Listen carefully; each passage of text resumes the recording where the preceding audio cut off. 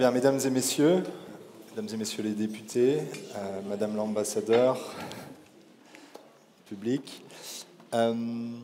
Beaucoup de choses ont été dites déjà par le commissaire Schmit, qui a pris beaucoup d'éléments de l'introduction que nous voulions faire, mais les éléments du débat sont là pour ce soir. Nous avons choisi la date de 2029 pour poser la question de quelle Union européenne nous voulons, vers quelle Union européenne nous allons.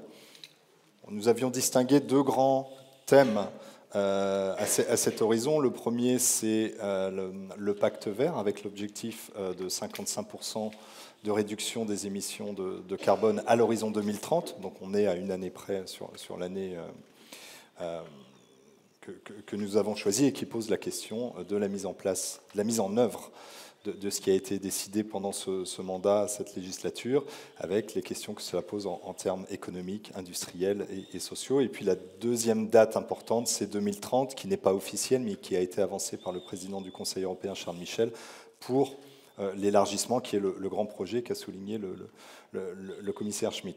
À plus court terme, et je pense que nos panélistes auront l'occasion d'en discuter plus en détail, nous avons un environnement international compliqué, un environnement économique aussi plein de défis pour l'Union européenne, et c'est le cadre de la discussion que nous voulons poser ce soir, avec un débat entre nos panélistes, suivi en fin de débat par un échange avec vous, mesdames et messieurs, pour terminer dans un peu moins d'une heure, aux alentours de 19h45. Donc je passe la parole à Alors, je ne me suis pas présenté, pardon, Éric Maurice de la Fondation Robert Schuman, et je présente mon comodérateur, Hervé Moritz, du Mouvement européen France, qui va vous présenter nos panélistes. Merci beaucoup. En effet, donc ce soir, pour discuter de ces enjeux, nous accueillons un très large panel que je vais vous présenter. Tout d'abord, Hélène Boulanger, vous êtes présidente de l'Université de Lorraine. Université de Lorraine qui est aussi engagée parmi ces universités européennes dans une alliance européenne dont on reparlera peut-être, Eureka Pro. Et vous nous expliquerez un peu peut-être cette coopération européenne que vous mettez en place à l'échelle de l'Université de Lorraine. Nous accueillons aussi Eva Meidel. Vous êtes députée européenne, membre du groupe PPE. Vous êtes présidente du Mouvement européen international et vous travaillez notamment dans la commission sur les questions industrielles, d'énergie, et qui sont des questions que l'on évoquera. Karl-Heinz Lamberts, vous êtes ancien président du comité des régions, vous êtes membre du Parti socialiste, vous avez aussi été président de la communauté germanophone de Belgique, et vous allez peut-être nous présenter aussi les enjeux pour les régions et pour la politique de cohésion dans cet enjeu notamment de l'élargissement qu'on a un peu évoqué. Niklas Ninas, vous êtes membre du Parlement européen, du groupe des Verts, et vous travaillez dans la même commission que Eva Meidel sur les questions d'industrie et d'énergie. Et puis Charles Goerens, vous êtes parlementaire européen, vous êtes vice-président de la commission des affaires constitutionnelles au Parlement européen, et vous siégez dans le groupe Renew. Comme on l'a précisé en introduction, donc le débat aura lieu en français et en anglais. Et il y aura quelques questions à la fin de la part du public. Donc vous pouvez d'ores et déjà préparer vos questions pour animer ce débat. Et je laisse la place à Eric pour poser la première question. So we'll ask the first question to Eva Meidel. Je vais poser la première question à Eva Meidel, car vous devez nous quitter à 19h30. La première question est assez générale. Quels sont les enjeux principaux pour l'UE dans les années à venir, à l'horizon 2029? Nous aimerions avoir votre point de vue au niveau politique, en tant que membre des différents comités auxquels vous siégez au Parlement et en tant que représentante, présidente du Mouvement européen. Merci. Je remercie le Grand-Duché du Luxembourg de m'avoir invité. Et je vous remercie de m'avoir invité à ce débat sur un sujet si important. Alors, il est vrai que je vais devoir partir un petit peu plus tôt, mais je tenais tout de même à accepter cette invitation pour rejoindre ce panel distingué. Alors, pour répondre à votre question, eh bien, je souhaite présenter 3 points. Tout d'abord, une question très pressante pour nous en tant qu'Européens, et je pense qu'il s'agit là d'un enjeu.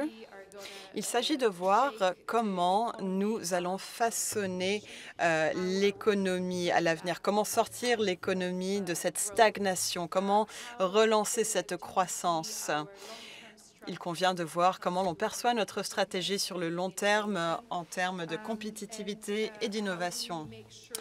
Et puis, comment garantir une meilleure réglementation au niveau de notre agenda.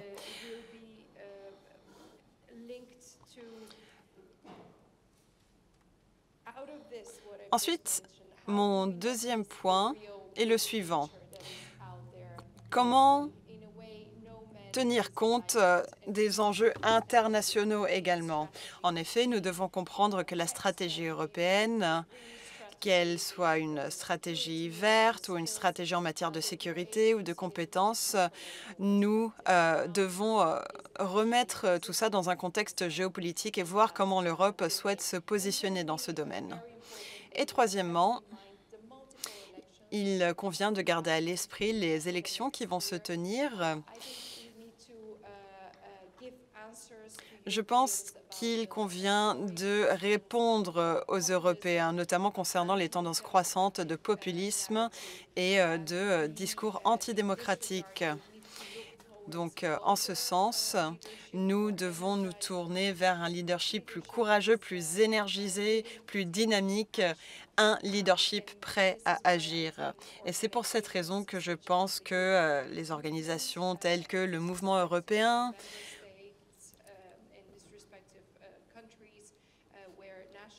ou par exemple, quand on prend les pays avec des mouvements différents mouvements qui ont qui sont en bonne position pour avoir cette conversation, notamment avec les citoyens, et pour rassembler les groupes de la société civile et différents représentants et acteurs de la société. Merci.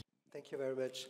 Peut-être beaucoup. Hélène Boulanger, justement, sur cet enjeu de pouvoir intégrer les citoyens à cette participation. Vous êtes présidente d'une université, l'Université de Lorraine. Vous êtes présidente aussi, enfin, vous présidez cette université qui coopère avec d'autres universités européennes. Est-ce qu'il y a des contacts entre les différentes universités? Peut-être que vous faites travailler aussi les étudiants, les chercheurs sur l'avenir de l'Europe, sur les enjeux aussi qu'on identifie pour la recherche en Europe ou pour le développement de l'économie, comme l'a mentionné Eva Meidel.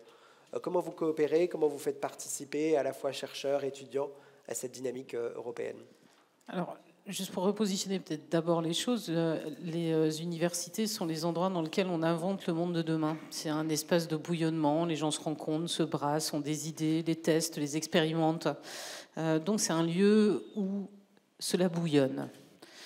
Ce qui fait fonctionner les universités, c'est plusieurs choses. La liberté académique, qui est forcément en lien avec l'exercice de la démocratie. Donc pour les universités, un contexte démocratique, c'est absolument essentiel. Mais c'est aussi et surtout la mobilité intellectuelle et géographique.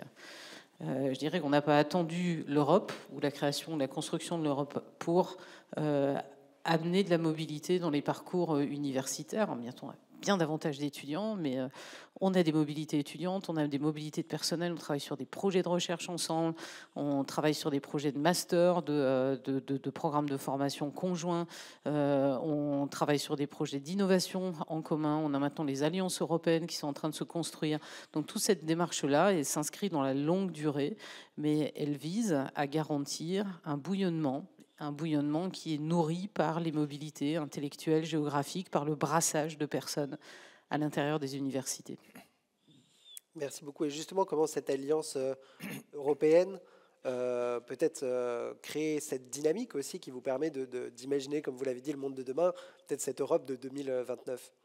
Alors c'est un petit peu différent, la création des alliances européennes. On avait des partenariats, des coopérations un peu tous azimuts en Europe. Elles continuent, elles se poursuivent.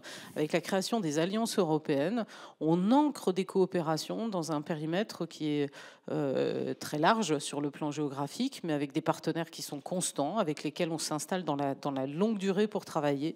Pour la première fois, on ne travaille pas seulement sur des projets de formation, des projets de recherche, des projets d'innovation, mais on construit des universités, c'est-à-dire qu'on partage nos pratiques en matière de gouvernance, en matière de pilotage, on partage des attendus en termes de valeurs, on va beaucoup plus loin dans les formes de coopération au travers des alliances européennes que ce que l'on faisait précédemment.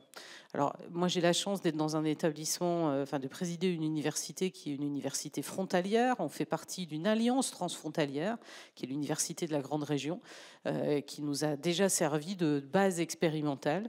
Et c'est un énorme appui pour construire des alliances européennes sur des espaces géographiques plus larges.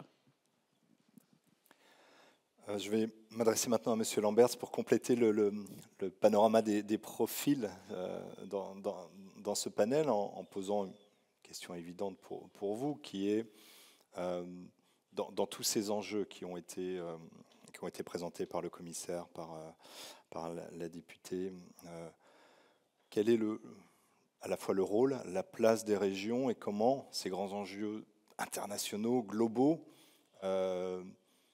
se répercute sur la vie des régions, la coopération transfrontalière, et qu'est-ce que ces régions-là peuvent apporter dans la définition des priorités à venir de 2024 à 2029 dans le prochain programme de la Commission, par exemple, ou le prochain agenda législatif. Je voudrais d'abord constater que l'unification européenne est une des plus grandes réalisations de la deuxième moitié du XXe siècle, comme l'a dit l'ancien président américain, pas celui auquel vous pensez, mais Obama. Mais malheureusement, l'Union européenne est en train de changer de nature. Elle a été l'espoir de beaucoup de gens pour une vie meilleure, et elle devient pour plus en plus de gens une menace, une crainte, un ennemi. Nous vivons une période extrêmement difficile. Et suivant maintenant la vie politique de manière active depuis un demi-siècle, j'ai un peu vécu ces différentes étapes. L'enthousiasme de départ, je suis entré en politique pour des convictions européennes. J'ai été heureux quand on a fait l'élargissement. Mais je me rends compte de plus en plus que l'Europe telle qu'elle fonctionne aujourd'hui n'est plus capable d'apporter les bonnes solution et qu'elle devient de plus en plus un enjeu, un endroit où finalement plus rien ne se décide, tout se perd dans le triangle des Bermudes entre la Commission, le Parlement et le Conseil. Et si nous continuons comme nous sommes en train de partir, nous allons vivre une surprise très désagréable le 10 juin de l'année prochaine. Et tout ce que nous avons construit en termes de cohésion, en termes de perspectives d'avenir, risque d'éclater. Nous sommes sous une menace extérieure. L'Europe est un petit continent, le deuxième plus petit continent, avec de loin la plus grande densité en frontières nationales, souvent d'ailleurs des frontières qui sont des cicatrices de l'histoire. Schuman est un exemple. Mon grand-père, un fermier qui n'a jamais quitté son village, a changé 3 fois de nationalité et a pu vivre en même temps 2 guerres. C'est pas si rigolo que ça. Mais ce qui se passe pour le moment, c'est vraiment une pression de l'extérieur où l'Europe et sa vision devient de plus en plus faible. Nous sommes des géants pour régler des détails inutiles, mais nous sommes des nains quand il y a des grands enjeux. Toute la problématique de la migration a commencé avec la guerre en Syrie. Quel a été le rôle de l'Europe pour apporter des solutions? Rien. Notre seul rôle a été d'accueillir les réfugiés, et c'est ce problème qui est au départ de ce terrible populisme qui se base sur les mécontentements en matière de migration et qui risque de faire éclater tout. En même moment, dans l'intérieur, nous vivons partout la croissance des mouvements populistes, et si nous ne faisons pas attention, nous aurons vraiment des très mauvaises surprises. Ça, c'est la situation aujourd'hui. C'est pas pour ça que je dis que l'Europe est future. Au contraire, je crois aujourd'hui plus que jamais en Europe. Mais il faut une autre Europe. Une Europe qui est capable de décider. Elle doit absolument se réformer. Elle doit aussi se mettre de la tête sur les pieds. Je dis toujours, l'Europe, ce n'est pas le Luxembourg, Strasbourg ou Bruxelles. L'Europe, c'est d'abord les villages, les villes et les régions où vivent les gens. Et si les centaines de milliers d'élus locaux et régionaux seraient aussi tous des femmes et des hommes politiques européennes, alors ça serait très différent. En fait, l'objectif est très simple. Il faut prouver par l'action et l'efficacité de ce qu'on fait que l'Union européenne, l'unification européenne, a une valeur ajoutée dans l'estomac, dans la tête et dans le cœur des citoyens. Et ça, c'est le grand défi devant lequel nous nous trouvons. Et là, nous devons nous mobiliser. Nous devons évidemment soulever tous les grands enjeux. Il n'y a plus aucun grand enjeu, de la paix au changement démographique, au changement climatique et aussi à l'équité sociale, qu'un seul pays peut résoudre tout seul. Il faut au moins une dimension européenne. Mais aussi longtemps que cette Europe n'est pas capable vraiment de décider, mais elle va aller d'échec en échec, et les populistes doivent juste attendre et récolter le mécontentement des gens. Ça, c'est le vrai problème que nous vivons pour le moment. Et pour en sortir, il faut se repositionner, se réorganiser. Mais c'est un peu une quadrature du cercle, parce que pour se réorganiser, il faut l'unanimité, alors qu'aujourd'hui, tout le problème, c'est que tout le monde peut jouer le veto comme bon lui semble. Et surtout, faut-il mettre de l'ordre dans la baraque avant de commencer à élargir. Parce que la pire des choses qu'on fait pour le moment, c'est de promettre à tout le monde de l'élargissement. Je viens juste, c'est pour ça que je suis un peu grippé, je viens d'un séjour en Slovaquie et en Ukraine. Nous promettons des choses extraordinaires. Madame von der Leyen promet à l'Ukraine, à la Géorgie, à Moldavie et à la Géorgie de venir. Le Western Balkan attend aussi, et de manière précise. Mais si nous ne réorganisons pas avant d'élargir, nous allons être foutus. Je fais partie de ce fameux high-level group qui doit réfléchir sur la politique de cohésion après 27. J'ai dit à Ferreira, fais une fois un low-level group, c'est mieux que de faire de high-level group où des professeurs discutent entre eux et à la fin, on fait un rapport que personne ne comprend. Mais il y a là un vrai enjeu. La cohésion, c'est l'ADN de l'Union européenne.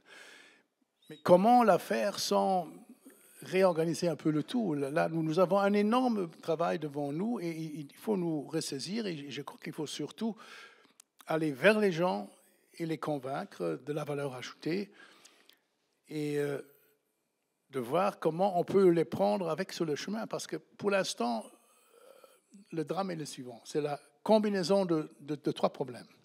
D'abord, la migration. On peut raconter tout ce qu'on veut sur la migration, mais c'est un problème qui crée partout le populisme. Vous avez tous vu le résultat aux Pays-Bas. Et attendez les résultats dans les élections régionales en Allemagne l'année prochaine. Deuxième élément, le changement climatique, très, très important, nécessite des décisions très importantes qui changent tout à fait la vie quotidienne des gens. C'est plus du discours, des calculs de savants, c'est le changement de la vie quotidienne. Ce qu'on mange, comment on conduit, où on va, comment on construit, tout ça. Et puis, de plus en plus de gens se trouvent dans des situations professionnelles précaires. Alors, vous ajoutez ces trois choses et c'est vraiment explosif. Et les solutions à ça doivent être aussi européennes et nous avons vraiment tout intérêt à y arriver le plus vite possible. Merci beaucoup. Peut-être pour faire le lien entre l'enjeu que vous avez pointé sur l'élargissement et le lien que vous faites avec les enjeux institutionnels, je vais poser une question à Charles Goerens. Vous êtes vice-président de la Commission des affaires constitutionnelles au Parlement européen. La Commission présentait un rapport la semaine dernière en plénière, notamment sur l'évolution institutionnelle de l'Union européenne, avec bien sûr en ligne de mire cet horizon de l'élargissement. Comment se sont passés ces débats? Qu'est-ce qu'il y a dans ce rapport? Est-ce qu'on peut espérer, est-ce qu'on peut attendre quelque chose de ce rapport et peut-être sa mise en œuvre dans les prochaines années? Merci. Le Conseil européen va devoir se prononcer là-dessus. J'aurais souhaité une majorité beaucoup plus large. Ce n'est même pas la moitié des membres qui composent le Parlement européen qui a voté en faveur. Donc le Parlement européen, je dois le confesser en toute humilité, part sur une très mauvaise base. Ceci dit, les discussions qui ont précédé la confection de ce rapport sont les suivantes. Je n'invente rien et je ne raconte rien de nouveau à cet auditoire. Je vais l'introduire, mon propos, par la réflexion suivante. Au cours d'une période de 5 ans, donc au cours d'une période législative du Parlement européen, vous avez dans l'ensemble des pays européens au moins une élection législative. Donc vous avez 27 élections. S'ajoute à cela une élection pour le Parlement européen. Ça fait 28 élections. Ces 28 élections sont très importantes, mais il y en a une qui est encore plus importante, c'est l'élection des États-Unis.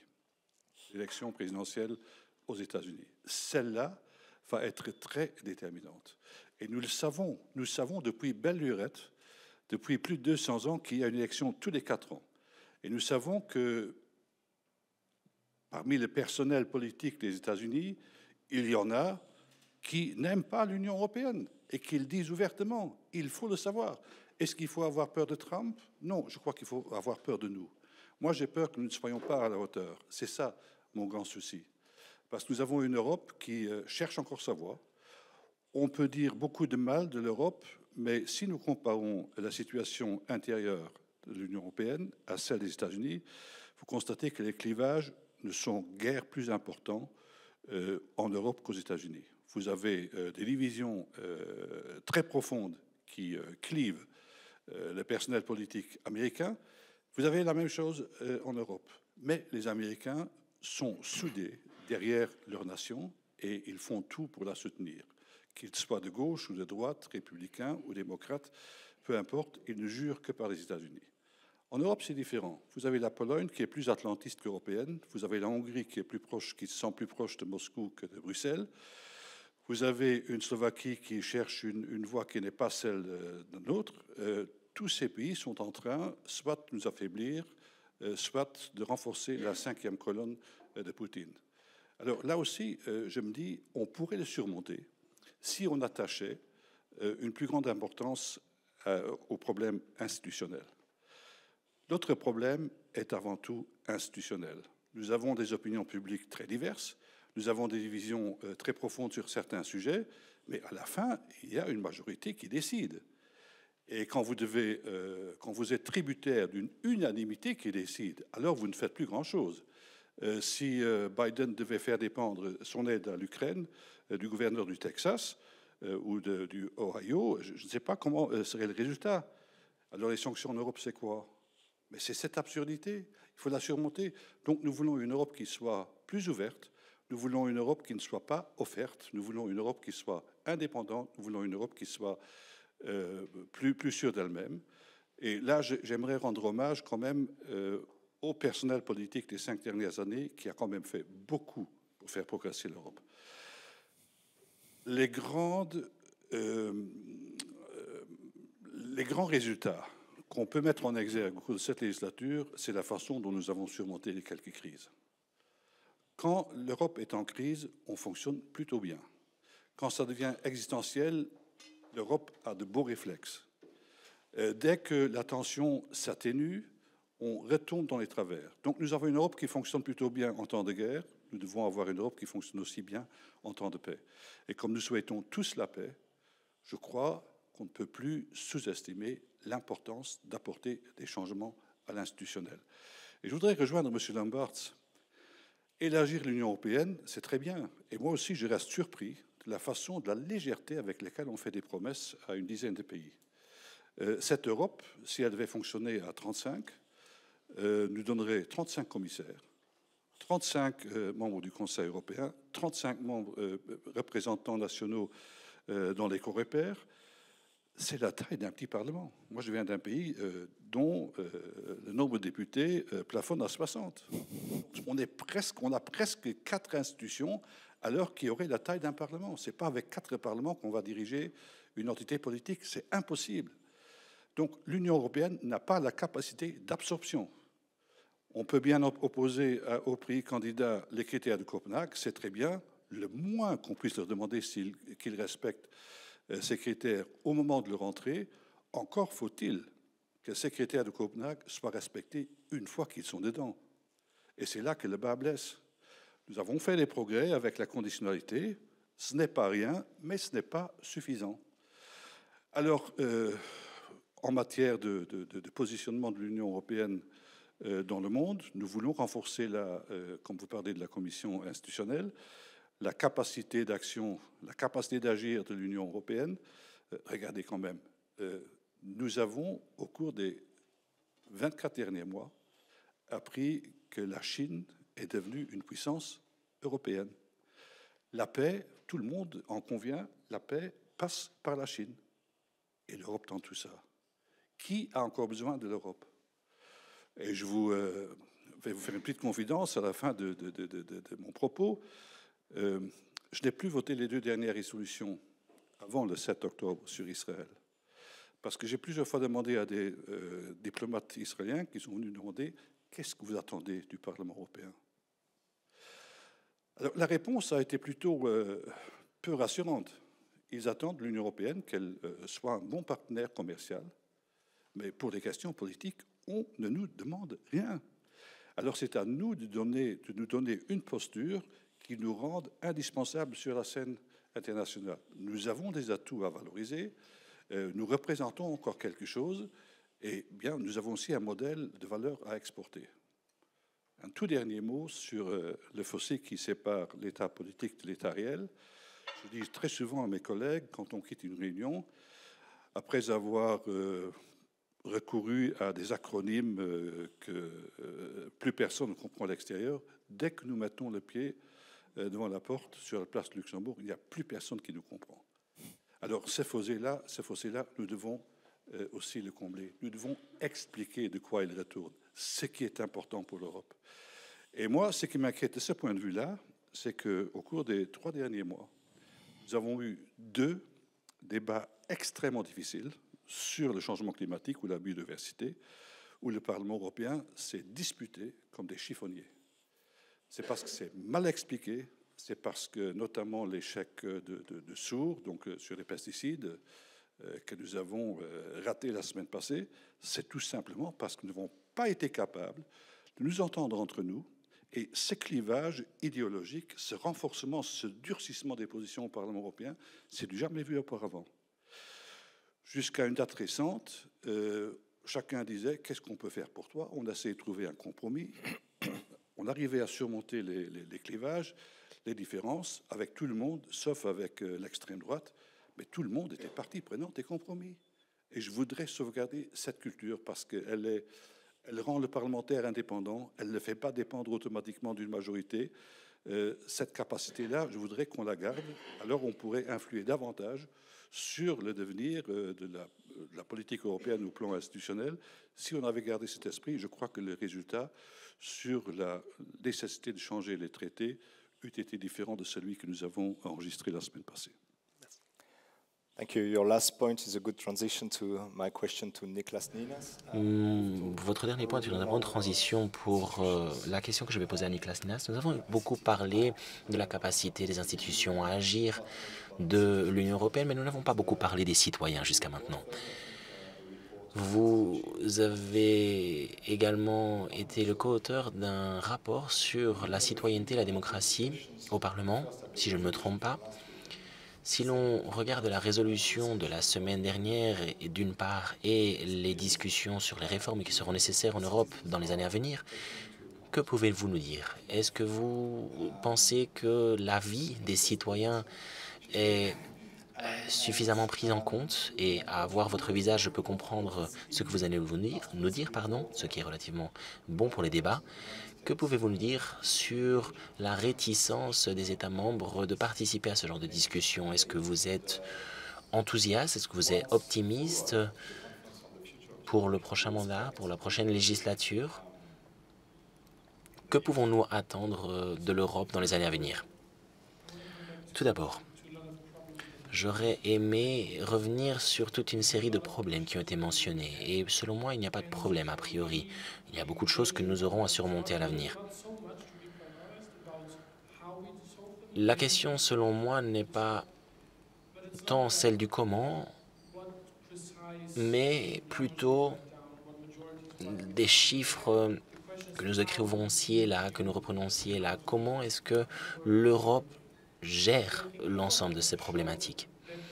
On a déjà pu constater que les problèmes auxquels nous faisons face en tant que société sont si grands, si importants, qu'aucun État ne peut se permettre de faire cavalier seul. Ce qui est vrai pour le changement climatique, ce qui est vrai également pour la perte de biodiversité, pour la production d'aliments, mais également, bien sûr, pour les guerres qui sévissent un petit peu partout dans le monde et pour une question de stabilité de manière générale.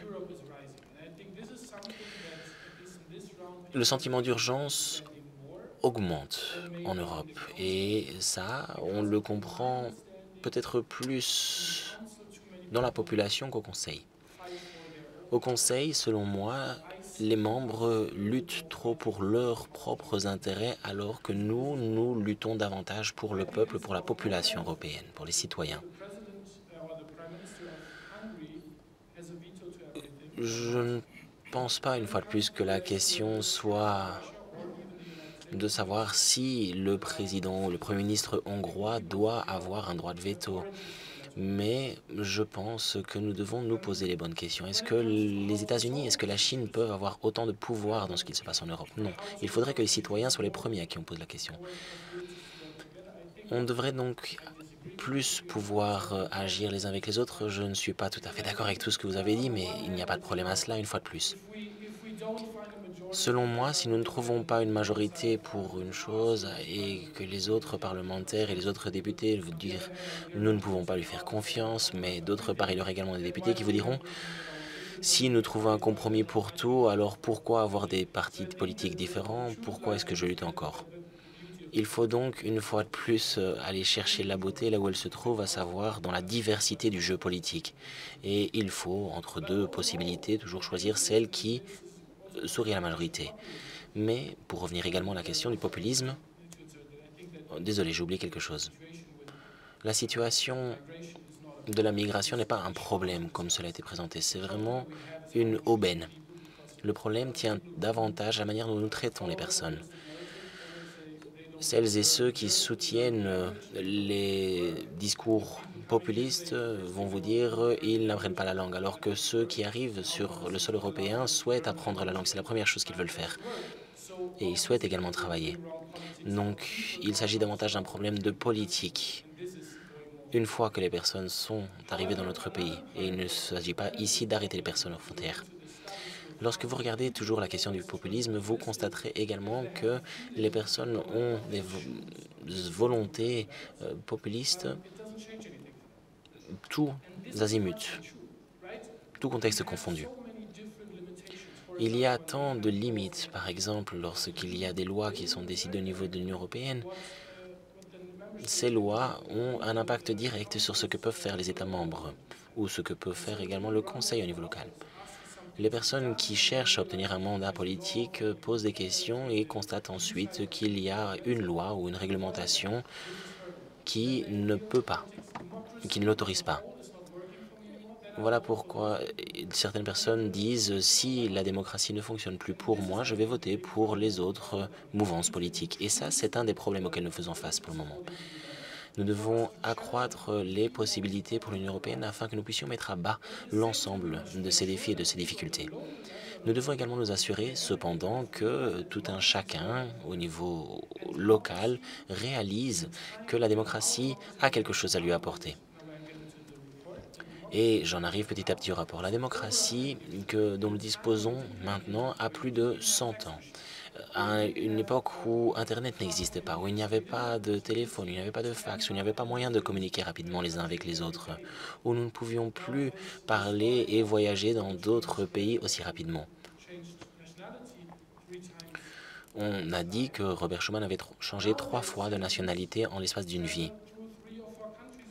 Et que dire de ces citoyens qui, par qui passent par 3-4 pays en une semaine.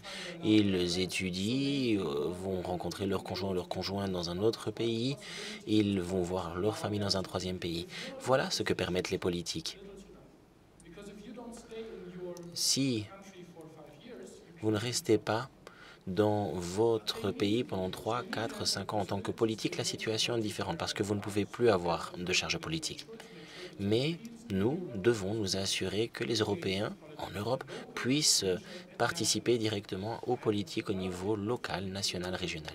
Il y a de nombreuses personnes italiennes qui habitent en Bavière qui peuvent voter en Italie alors que ça fait 15 ans qu'ils sont en Bavière.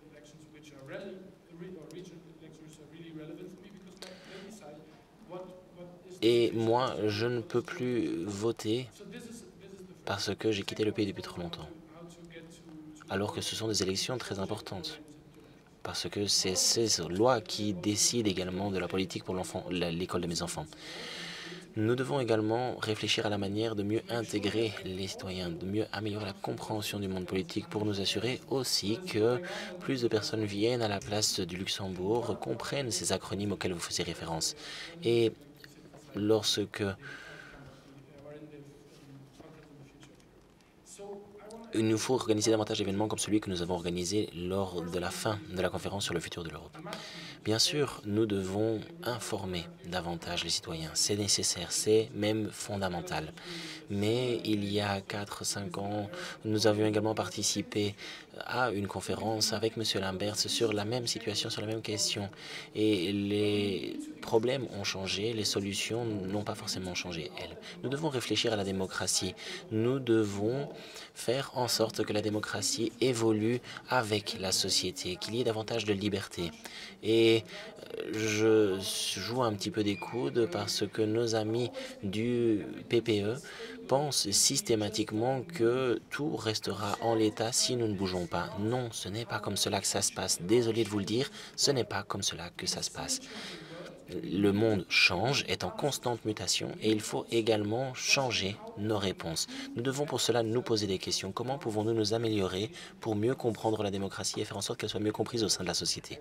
Merci beaucoup. Je vais maintenant donner la parole à Eva Maiden, juste avant qu'elle ne doive nous quitter. Je vais vous proposer de prendre une question de la salle pour Eva Maiden. Si l'une ou l'autre personne d'entre vous souhaite ouvrir le débat avec une question, ça lui permettra de répondre à la question et de conclure avant de passer à la suite des questions. Est-ce qu'il y a une question dans la salle, notamment pour Eva Maiden? Je souhaite faire un bref commentaire avant de partir. Encore une fois, merci de m'avoir invité à cet événement. Je pense qu'il est important que nous puissions partager nos avis sur ces questions. Comment la démocratie devrait-elle évoluer? Qu'en est-il des mouvements de droite ou de gauche? Vous faites partie d'un des côtés aussi, vous n'êtes pas nécessairement au centre.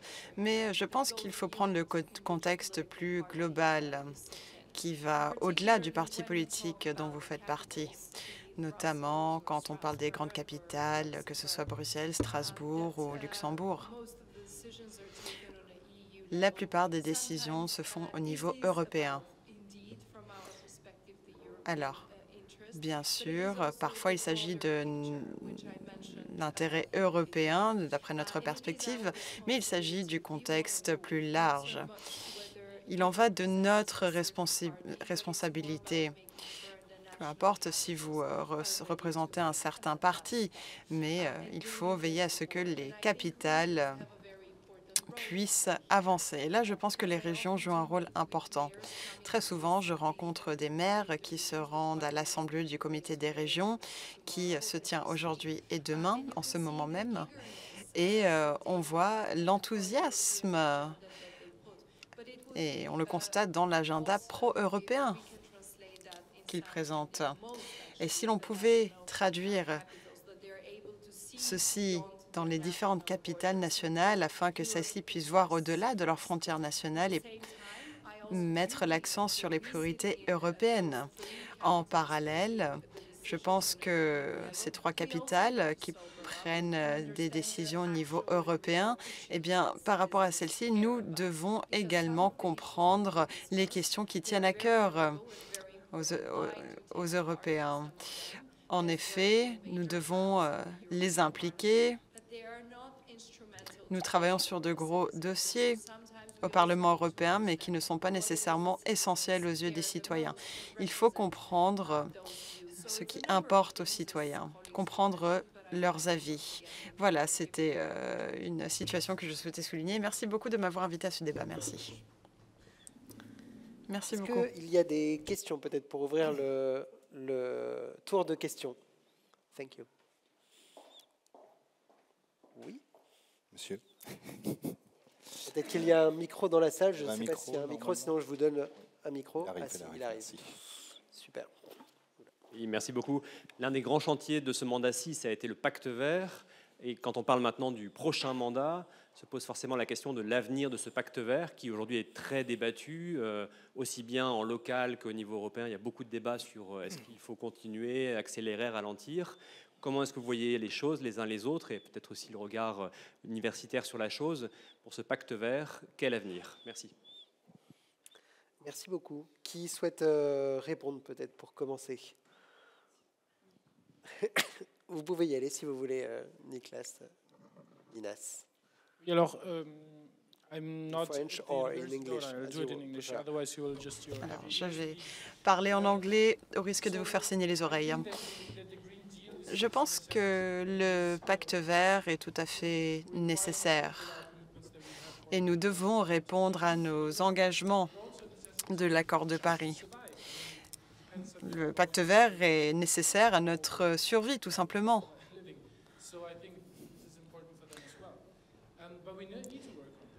Nous devons poursuivre les travaux sur ce dossier et nous sommes sur la bonne voie pour répondre aux objectifs de les objectifs de l'accord de Paris, qui dit que l'on doit atteindre la neutralité climatique au niveau mondial à l'horizon 2050, alors que l'objectif pour l'Europe est fixé à 2030. L'accord de Paris dit que les nations industrialisées doivent résoudre ce problème donc plus tôt. Nous devons donc avancer là-dessus. Et dans le même temps, je vois que bon nombre de politiques tentent de ralentir la cadence. Et ils présentent les arguments de la compétitivité que je n'arrive pas à cautionner, car en parallèle, regardez ce qui se passe aux États-Unis, où on accélère le développement de la technologie dans le domaine des industries net zéro. Je pense que nous devons accélérer les choses si nous voulons être un acteur pertinent et faire concurrence aux États-Unis. Alors, il ne s'agit pas seulement de voir qu'est-ce que l'on produit en Europe. L'avenir, ce n'est pas seulement les 20 prochaines années.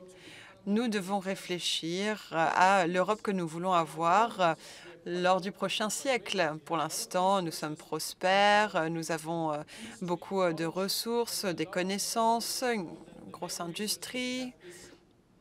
Notre ressource principale, c'est le capital humain, les connaissances. Et l'on voit d'autres puissances émergentes. Prenez la Chine, par exemple, qui héberge 1,2 milliard d'habitants, ou bien même l'Inde, avec plus d'1 milliard d'habitants. Et d'ailleurs, ils viennent d'envoyer une sonde sur la Lune. Comparez cela à l'Europe. Prenez les États africains, qui connaissent une croissance extrêmement rapide, inédite. Et donc, il s'agit là d'une concurrence à notre prospérité.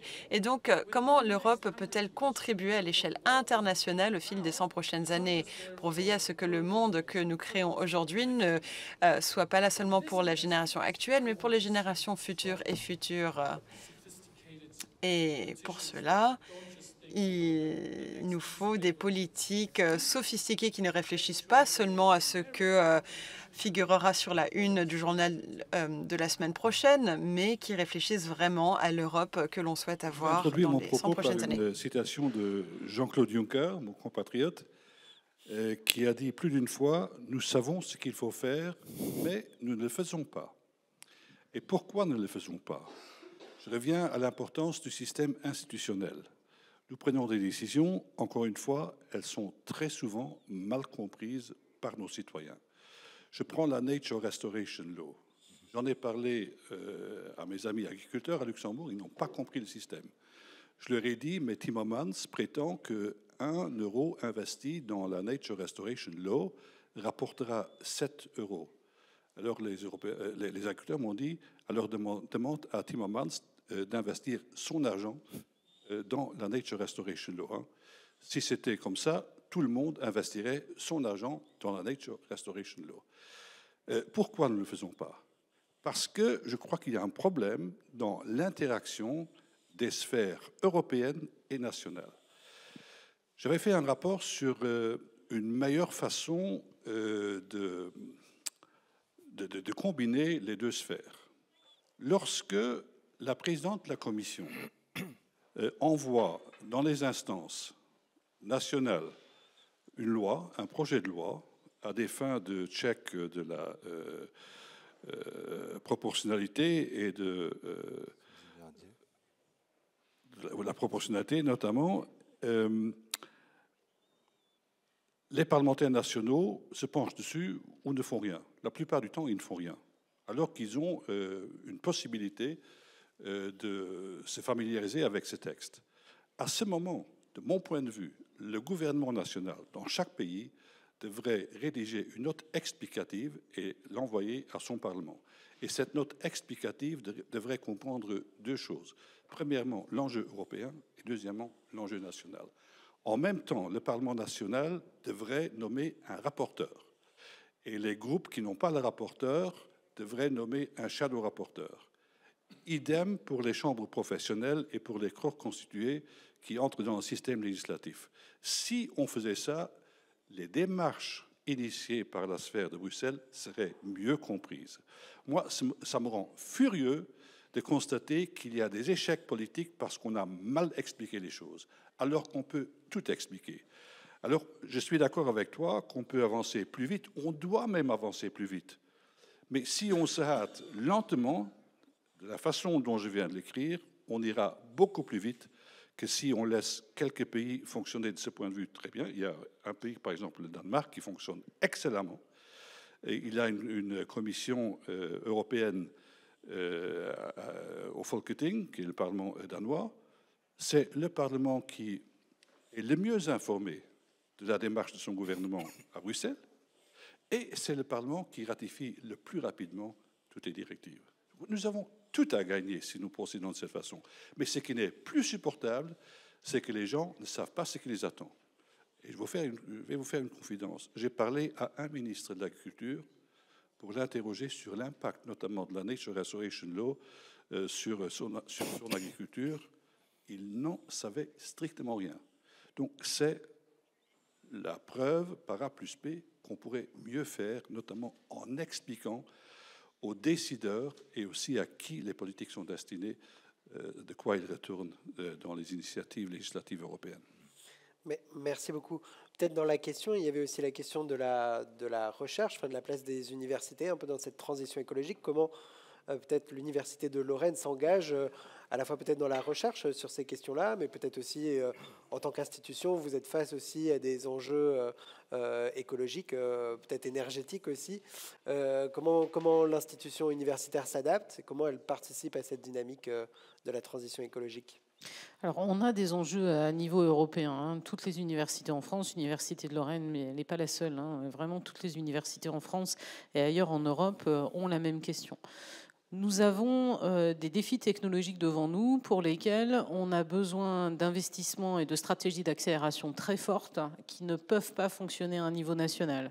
Il y a une échelle de 1 à 40 entre ce que la France, par exemple, est capable d'investir à un niveau national sur une thématique comme celle de l'hydrogène par rapport à ce que peut investir la Chine.